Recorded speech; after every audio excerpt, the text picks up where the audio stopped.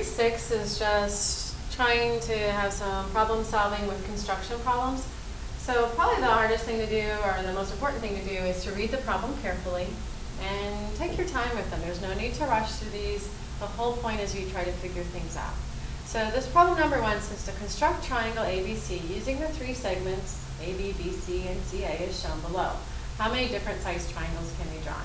So let's go ahead and duplicate the segments to construct triangle ABC with the given lengths. So we always know that if we're going to have a construction, we have to have a place to start. So drawing a ray is a good thing to do. So there's my beginning ray. It's kind of long, so I think I'll first measure AC. So I happen to be putting my point on A, and I'll put my pencil on C. I'm going to measure with my compass the distance from A to C. I think it's pretty good. All right, so I'm going to call the end of mine down here A, and then this is going to be the length from A to C. So I don't get confused, I'm going to label them that way. So this is the length AC. And so I could erase the rest of that red line. I don't really have to. So I know that in my drawing, from C will connect to B up here somewhere. And so I'm going to measure the C to B with my compass. So you don't want to measure this with a ruler. You're always going to be using a compass.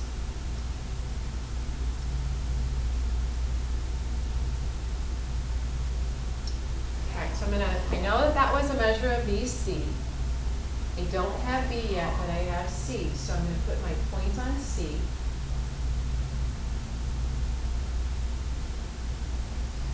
I'm going to make an arc somewhere here, because I really don't know exactly where B is, but I know it's this distance. So if I drew this whole radius, this whole circle, sorry, then that would have the radius of BC.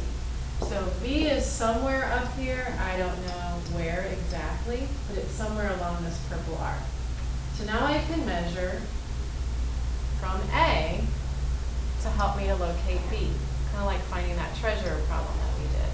So I'm going to measure from B to A with my compass. And that should help me to locate. It's pretty good. So I'm going to go to A, exactly where I know A is. There's my compass. And I'm going to make an arc here. And I know that's the distance AB. And so now I know that this is going to be point B. You know, those distances are the same, and I can erase that. And my last job is to just connect C to B and B to A. All right, so the question is, if we were able to work together on these, will all our triangles be the same? How many different size triangles are there? So I made these measurements earlier. So here's AC, and the blue one is BC, and the red one is AB. And I'm going to move this so I quit grabbing it. And how many different size triangles can we have? So let's say I'll put the blue one on the bottom this time. To turn it, I will try to do my best to not to stretch it at all. But if I place this just at the end,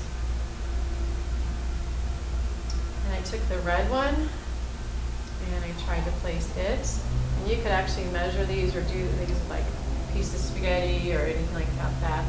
Then I'm going to have to move them around a little bit to get them to match up. So I'm going to keep moving this one. Probably would be easier with a loose piece of something, like sticks, or like I said, spaghetti noodles. And you'll see that as I move these around, the only way to get them is they meet end to end. I'm pretty close here, still got to do a little adjusting.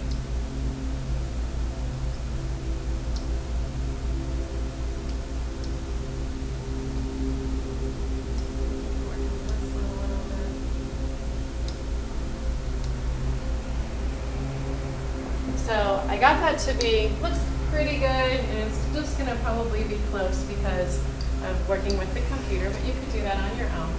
And if I grouped this and moved it, I can see if it will be congruent to the one that I constructed earlier. And it looks like I'm going to have to flip it too. Alright, I flipped it in the y-axis there. I'm trying to get it to fit. And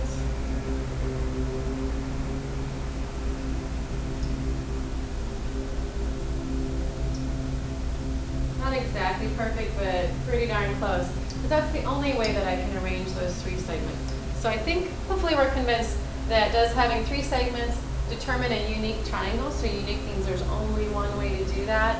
And we're going to say yes.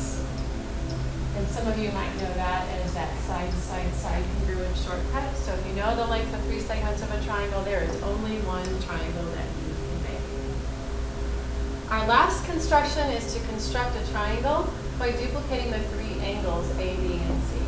So we know how to duplicate angles. You could probably just stop this and try to duplicate it and then even fast forward through it if you feel fine. I'm going to go through the construction. So we know we're going to start with a ray. I'm going to have to copy angle A, and so I'm going to put a point down here, and I can call it A, that I'm going to copy. And it doesn't really matter if I make my arc on my original or the new one first. I think I'll go up to my original. And you don't have to have the compass where the arrows are. It can really be wherever's convenient for you. I'm going to pull it in just a little bit. And I'm going to make an arc. And I want to copy that arc on A. Again, this is just a review of duplicating angles. So there's my measurement for A. Now I have to check the width of that measurement. So it looks like I have it there. And then I'm going to go to that point of intersection and put my point down here. Make an arc.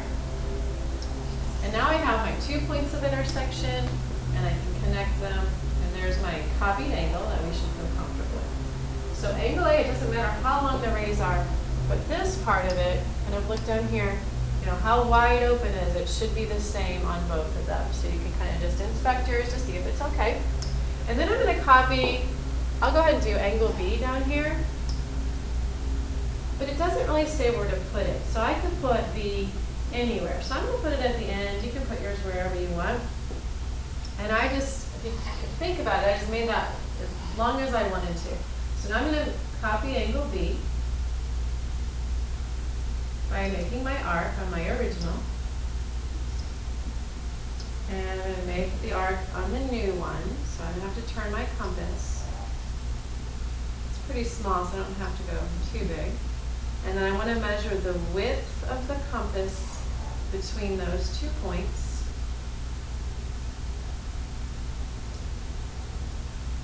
I'll have to bring that in a little bit.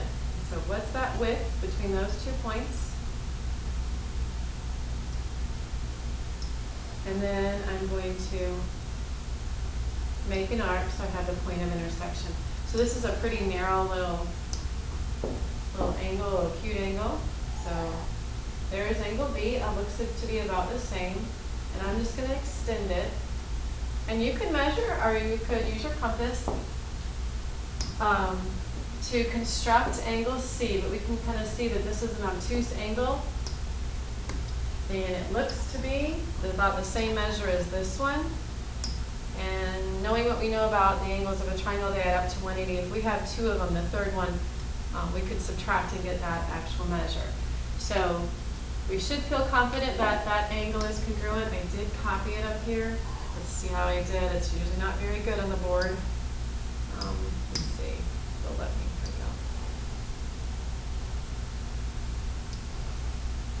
Okay, that's pretty good because usually I'm not quite that good on the board. But you can see angle C is up there, and angle C was just my drawing over this one. So there's my angle, a copy of angle C. Here. So I think it's pretty obvious what the answer to our question is. Does having 3 angles determine a unique triangle? And I think we can definitely say no. that angle, angle is not a congruence shortcut. So I'm going to write that down. Angle is not a congruence shortcut.